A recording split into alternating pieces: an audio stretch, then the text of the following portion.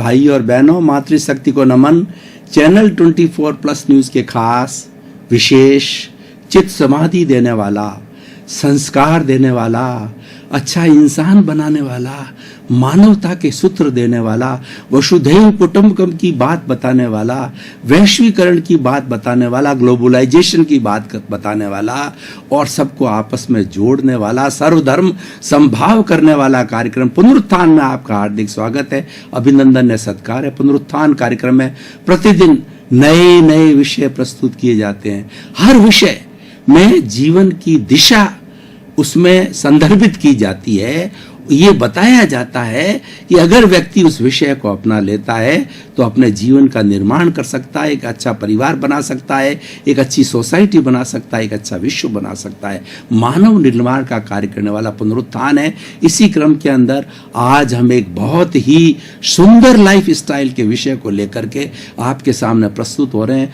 आज का हमारा विषय है सद्विचारों से चरित्र निर्माण।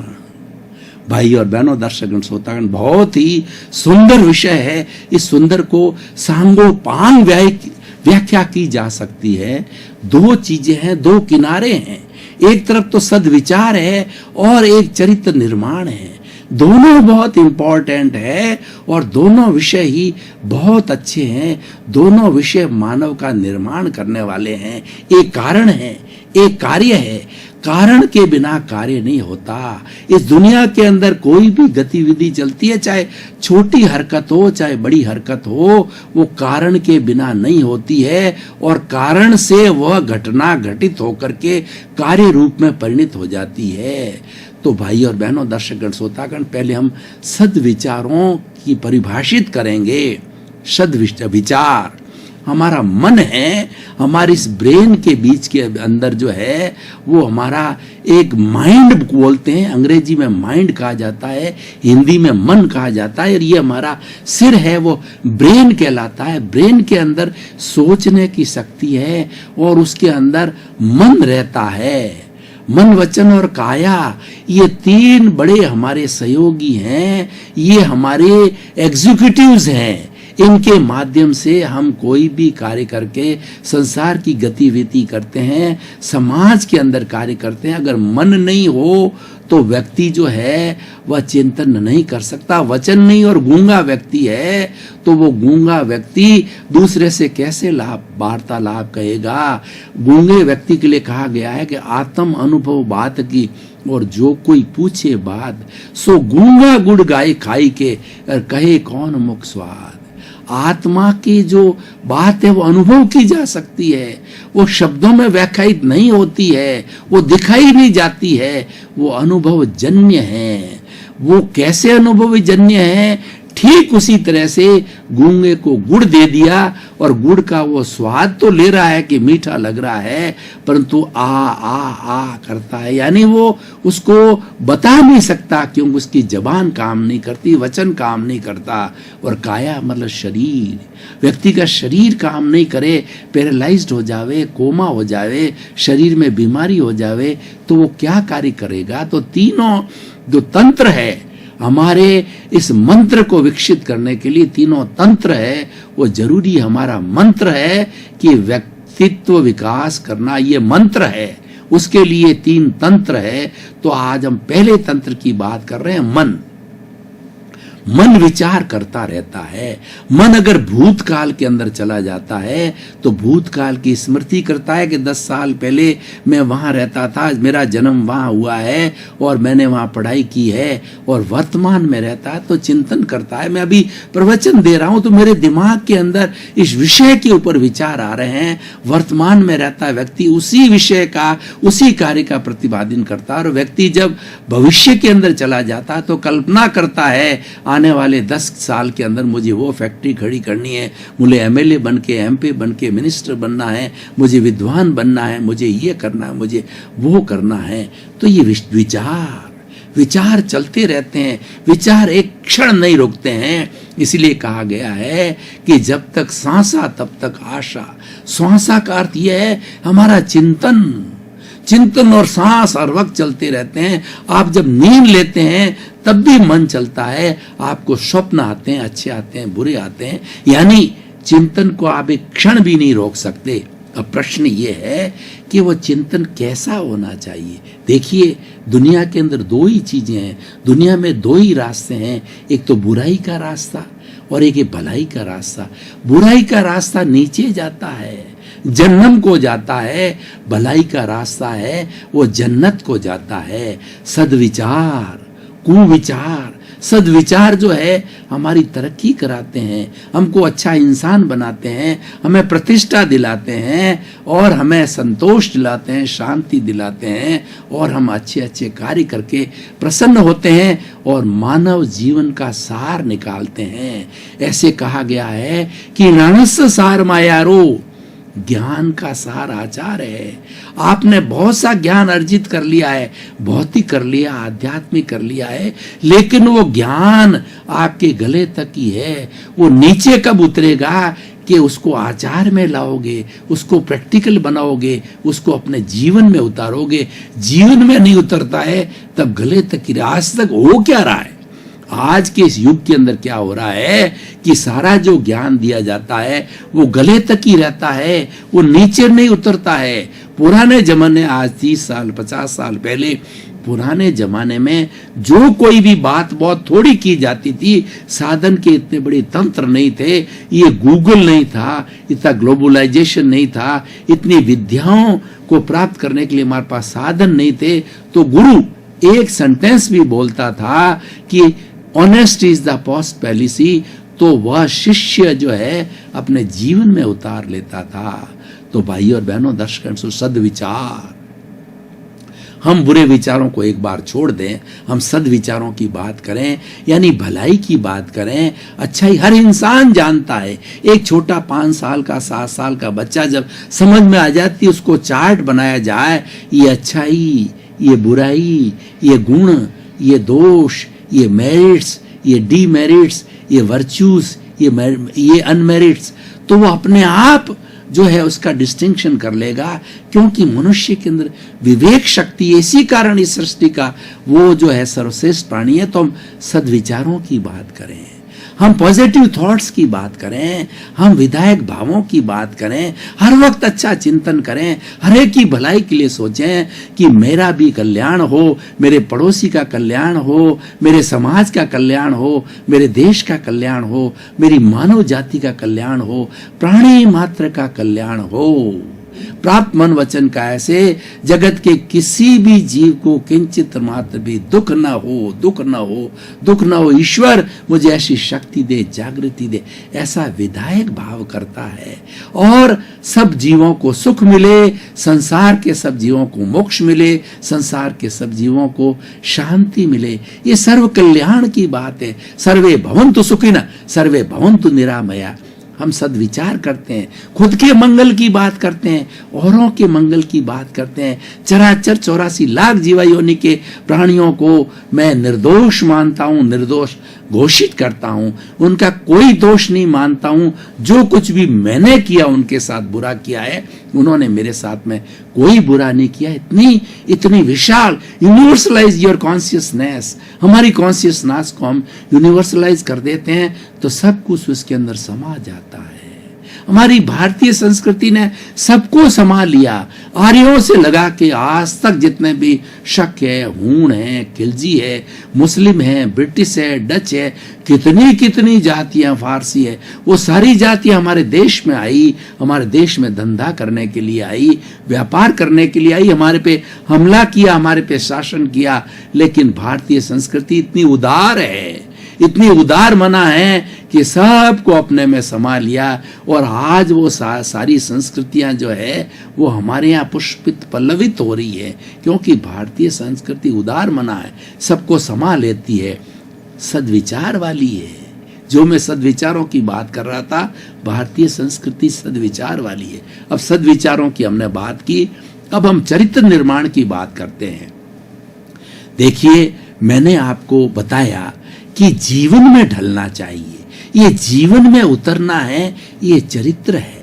जो ही कोई बात हमारे जीवन का अंग बन गई, कोई विचार, कोई थ्योरी, कोई आइडियोलॉजी, कोई चीज हमारे जीवन का अंग बन गई, वो चरित्र बन गया।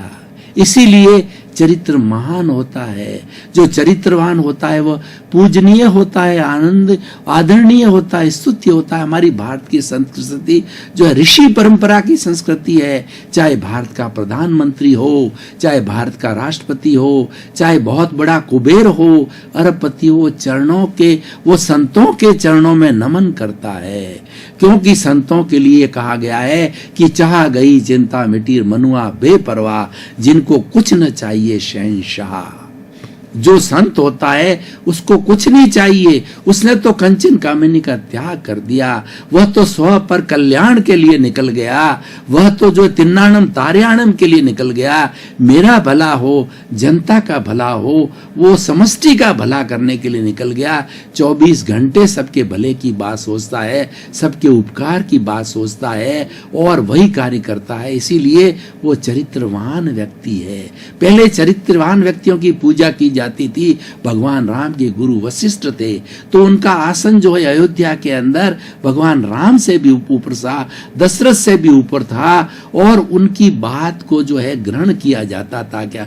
क्योंकि उनको किसी से लेना देना नहीं है, उनको जनता की भलाई से, उनको न्याय से है। तो जब कभी भी कॉम्प्लिकेटेड चीज आती तो गुरु से राय ली जाती थी, गुरु की दृष्टि ली जाती थी, गुरु का डिसीजन लिया जाता था और उसी के अकॉर्डिंग राजा कर। लेकिन ये प्रथा समाप्त होगी। आज राजनीति के अंदर जो हमारी संत नीति को, हमारी आध्यात्मिक नीति को, धर्म नीति को राजनीति में स्थान नहीं दिया गया है, इसीलिए ये कूटनीति बन गई है, ये हमारी जो है विनाश करने वाली राजनीति हो गई है। आज राजनीति बदनाम है, आज राजनेता बदनाम है, इस पे जनता का विश्वास उठ गया है। अच्छे लोग भी होंगे, लेकिन कुछ लोगों ने इसको भ्रष्ट कर दिया, इसलिए विश्वास उठ गया। तो भाई और बहनों, दर्शकगण, श्रोतागण, चरित्र के लिए कहा गया है कि if wealth is lost, nothing is lost, if health is lost, something is lost, and if the correct is lost, everything is lost.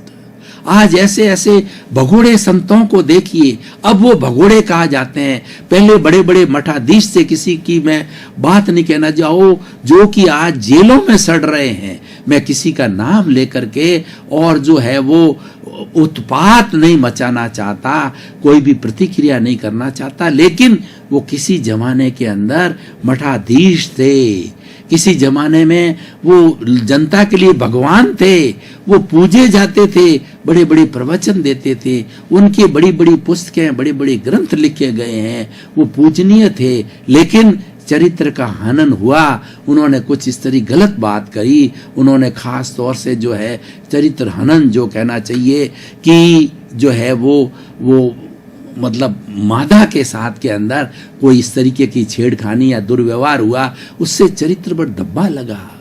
वो उनका धब्बा आज तक नहीं धोया जा रहा है।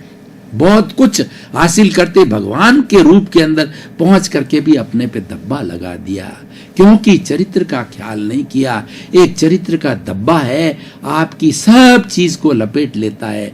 आपके अंदर 99 गुण हैं, लेकिन चरित्र पर एक धब्बा है, एक लांछन है, तो वो 99 गुणों को धो डालता है। तो भाई और बहनों, इस उजली चादर पर उस धब्बे को मत लगने दीजिए, उस चादर को उजला लगने दीजिए। चरित्र में पाक रहिए, दृष्टि के पाक रहिए और अपनी लंगोट में पाक रहिए। ये सबसे बड़ा चरित्र का काम है। 84 लाख जीव, इस जो है सारी चराचर जगत के अंदर जितने भी हमारे छोटी बड़ी माँ हैं, बहनें हैं, सबको जो अपनी एक स्त्री को छोड़ करके छोटी को बहन के रूप में, छोटी को पुत्री के रूप में, बराबरी को बहन के रूप में, बड़ी को माता के रूप में, उससे बड़ी को दादी और नानी के रूप में देखिए। यानी दृष्टि संयम कीजिए, इंद्रियों का संयम कीजिए, लंगोट का संयम कीजिए और अपने आप पर अंकुश रखिए, अपने कामना पर, अपने काम पर अंकुश रखिए। ये बहुत बड़ी चरित्र की बात है। अब प्रश्न ये है, हम दोनों को जोड़ते हैं कि सद्विचार से चरित्र निर्माण कैसे होता है। पहले हम अच्छा सोचेंगे, तब जाकर के हमारा चरित्र का निर्माण होगा। अगर हम कुविचार रखते हैं, बुरी भावना सोचते हैं, तो क्या होगा? हम अपराधी हो जाएंगे, आतंकवादी व्यक्ति बन जाएगा, वह चोरी करने में चला जाएगा, लुटेरा बन जाएगा, पॉकेट मार बन जाएगा, और एक संक्रिया जो कनपटी मार था ऐसे संक्रिया बन जाएगा। तो इस तरीके से भाइयों, कुविचार को छोड़िए, सद्विचार में आइए, तो सद्विचार में धीरे धीरे संत बन जाएंगे, अच्छे इंसान बन जाएंगे, अच्छे मानव बन जाएंगे, तो आपका चरित्र अच्छा रहेगा। इसलिए चरित्र को अच्छा बनाए रखने के लिए सद्विचार बहुत जरूरी है। और मानव प्रकृति है, कभी कुविचार भी आ जाते हैं, संभव है। तो देखिए, कुविचार जब आवे तो शुभ भाव को खड़ा कर दीजिए, कुविचार दब जाएंगे। हमारे घर के अंदर कोई दादा आकर के किसी ने बिठा दिया और हमारे को घर से बाहर कर दिया, सबको घर से धक्का देके बाहर निकाल दिया। आप एक बड़े दादा को लाइए, बड़े दादा को देखते ही छोटा दादा तुरंत भाग जाएगा। आपके कुविचार आ रहे हैं, सद्विचार को खड़ा कर दीजिए।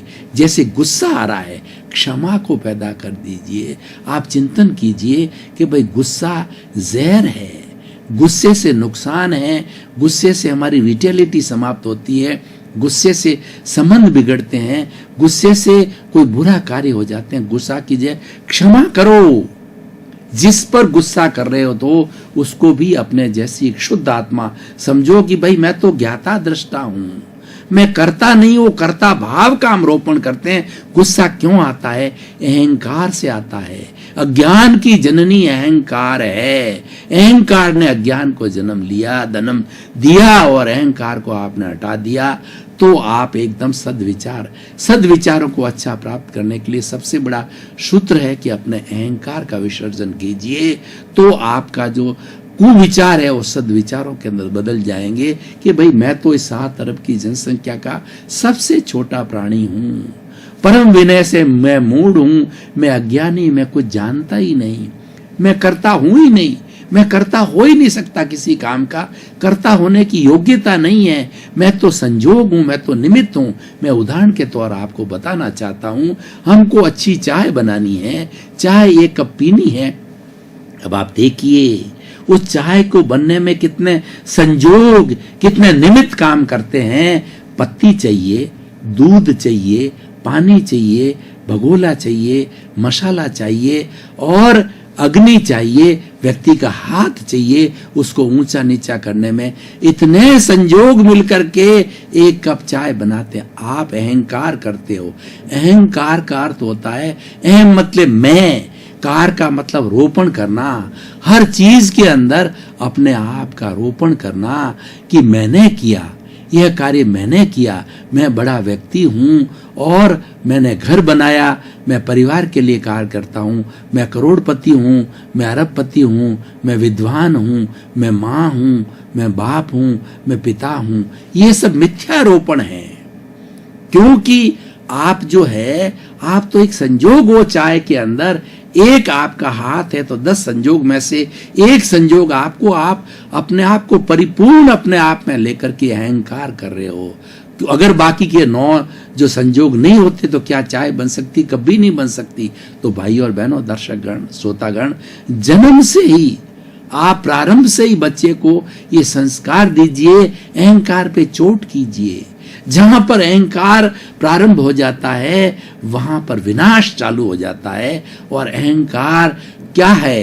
क्रोध, अहंकार, क्रोध, मान, माया, लोभ, इन सबको अहंकार बोला जाता है। इनको कषाय बोला जाता है, इनको मोह बोला जाता है। ये वटवृक्ष है, ये बुराइयों का वटवृक्ष है। उस बुराइयों के वटवृक्ष का जो मेन बीज है, कर्म बीज है, वह अहंकार है। वो आप आने मत दीजिए, वटवृक्ष नहीं बनेगा। दर्शकगण, श्रोतागण, आपका बहुत बहुत धन्यवाद, आपके प्रति कृतज्ञता, आपके प्रति साधुवाद। आप पुनरुत्थान कार्यक्रम देखते रहिए। चैनल 24 की आपसे यही विनती है, आपसे यही अर्ज है, आपसे गुजारिश है कि हम प्रयत्न कर रहे हैं कि अच्छे अच्छे विचारों के साथ, अच्छे अच्छे एपिसोड के साथ में रोज आपके सामने प्रस्तुत होते हैं, आपको दिखाते हैं। हमारा प्रयत्न ये है अच्छा इंसान बनाना, समाज में अवेयरनेस लानी, नहीं, समाज में मूल्यों की स्थापना करना, हमारी भारतीय संस्कृति के मूल्य गिर गए उसकी पुनर्स्थापना हो, ये हमारे पुनरुत्थान कार्यक्रम का उद्देश्य है। तो इसी क्रम में आपके प्रति मंगल भावना, शुभकामना, आपका जीवन आनंदमय हो, मंगलमय हो, सुखमय हो, खूब समाज की सेवा करो, सताई होकर परोपकार करो।